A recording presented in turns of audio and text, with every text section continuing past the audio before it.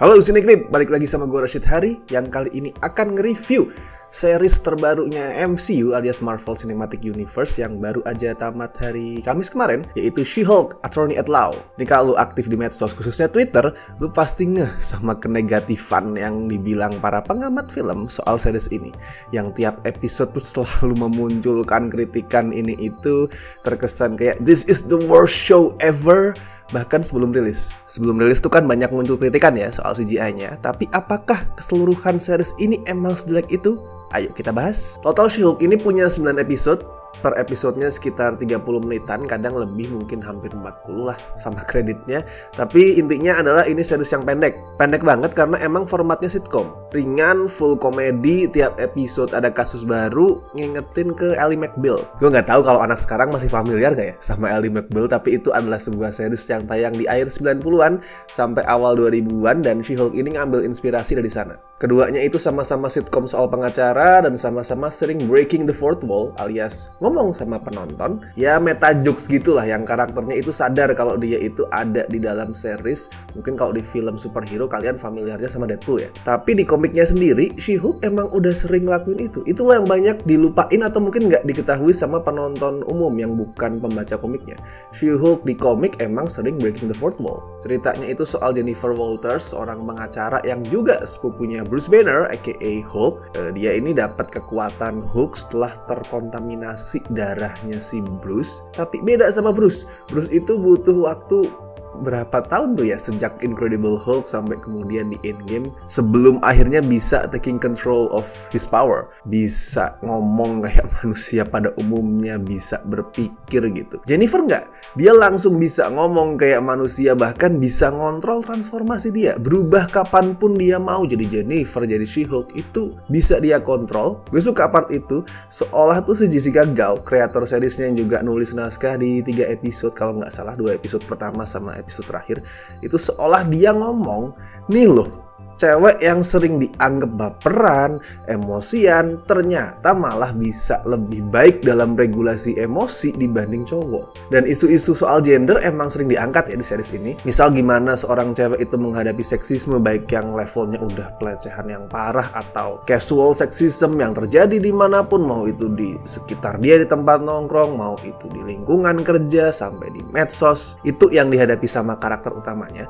Walaupun ya ada beberapa antagonis juga sih di sini. Salah satunya Emil Blonsky alias Abomination, walaupun statusnya nggak bisa dibilang villain atau antagonis ya. Dia itu adalah villain turns ally yang sekarang udah jadi semacam guru spiritual, dan gue suka penokohan dia di sini. Terus ada Titania, dia itu super villain yang merangkap influencer, atau sebaliknya influencer merangkap super villain, tapi itu intinya. Tapi musuh sebenarnya dari She-Hulk ini bukan Titania atau sosok alien atau super villain kayak biasanya, melainkan netizen yang somehow tuh benci banget sama She-Hulk, ngebully dia di internet, ngelempar gosip, ngelempar hate speech di forum-forum, nganggep Hulk itu keren dengan segala amukan dia, dengan segala Hulk smash dia, tapi She-Hulk itu serem, mengancam, intimidatif. Of course itu dilakuin mayoritas sama netizen cowok yang jiwanya memang serapuh itu, sampai kalau ngelihat ada cewek tuh strong, kuat, independen tuh langsung maskulinitasnya ternoda gitu.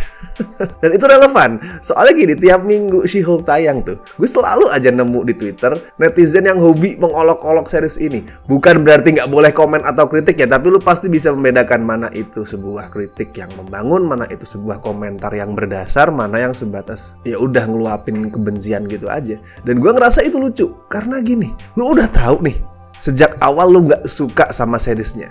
Misal dari 2 episode awal tuh pasti udah kebaca apakah lu akan enjoy atau lu akan gak suka sama series ini. Lu udah ngerasa lu gak suka, tapi lu terusin nonton tiap minggu. Ada kesan kayak beberapa pengamat film itu nonton She-Hulk cuman buat ngelempar ejekan di medsos, buat dikontenin aja gitu. Dan buat gue itu malah bikin cerita series ini makin berasa relevan, penting, tapi treatmentnya fun. Seolah Jessica Gao ini sebagai kreator pengen nampilin vibe girls just wanna have fun. Makanya interaksi Jennifer sama teman-temannya itu chill banget. Walaupun mereka sering dibikin kesel sama netizen, sama kantor, sama isu apapun, tapi chill. They just wanna have fun. Vibe itu juga yang kerasa banget di acting dia pemainnya. Misal Tatiana Maslany sebagai Jennifer, wow, I love her. Dia awkward tapi lucu. dan lovable banget dan gak kehilangan sisi empoweringnya.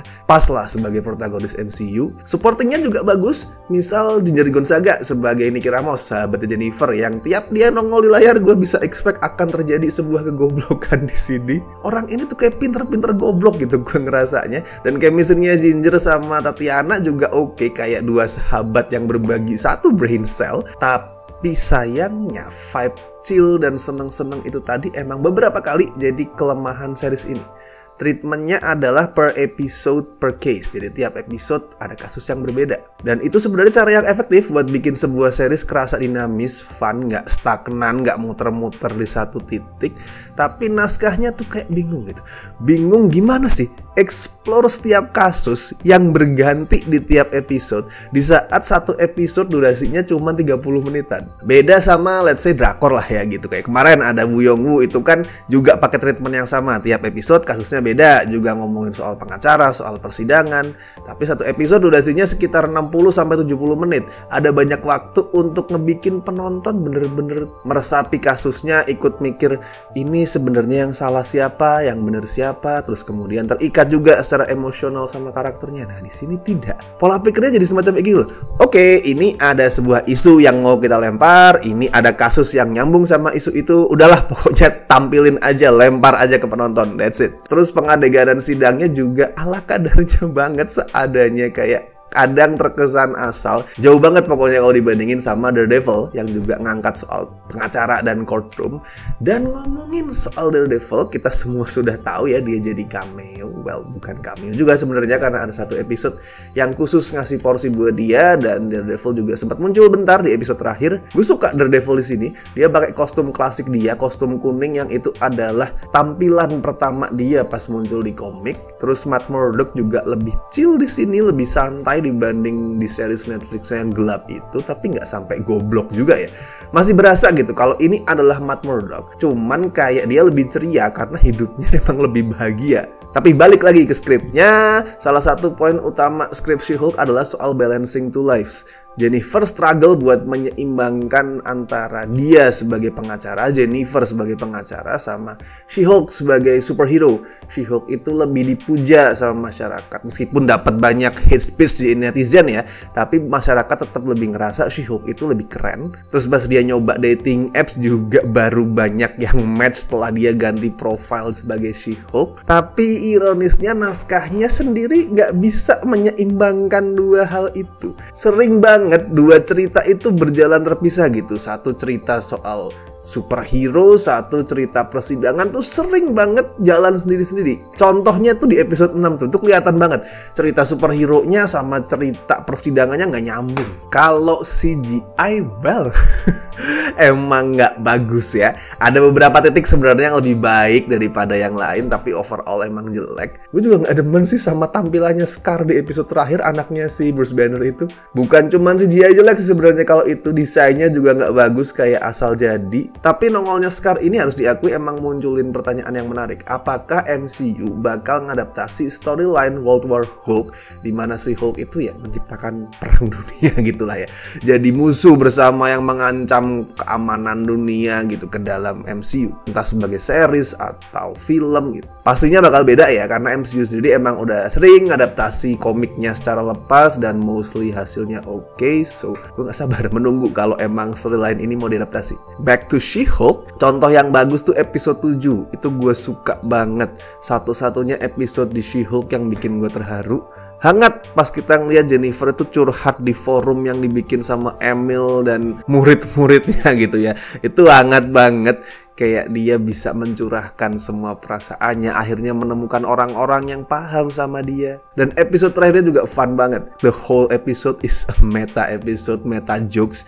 Mungkin ada kesan terlalu berusaha untuk jadi edgy ya. Ada kesan kayak penulisnya tuh mikir, oh lu bilang cerita kita itu selalu klise, nih gue bikin gak klise, seolah ada usaha ke arah sana yang terlalu keras. Tapi tetap itu ide yang kreatif. Terus caranya buat bikin lawakan soal Kevin Feige, termasuk topiknya itu ide yang brilian. Kalau skor buat She-Hulk Attorney at Law, gue kasih ya 6,5 dari 10 lah. Ini masih fun, enjoyable, beberapa momennya kreatif, ceritanya relevan. Tapi kalau dibanding keseluruhan series MCU ya ini masuk 3 terbawah lah. Kalau kalian gimana? Apakah kalian nganggap She-Hulk itu adalah series terburuknya MCU atau setuju sama gue bahwa She-Hulk itu nggak sejelek itu? Mungkin mengecewakan, mungkin banyak poin negatifnya, tapi tidak sejelek itu. Silahkan tuliskan opini kalian di kolom komentar, and please jangan lupa like, subscribe, dan juga thank you buat yang sudah memberikan super thanks-nya.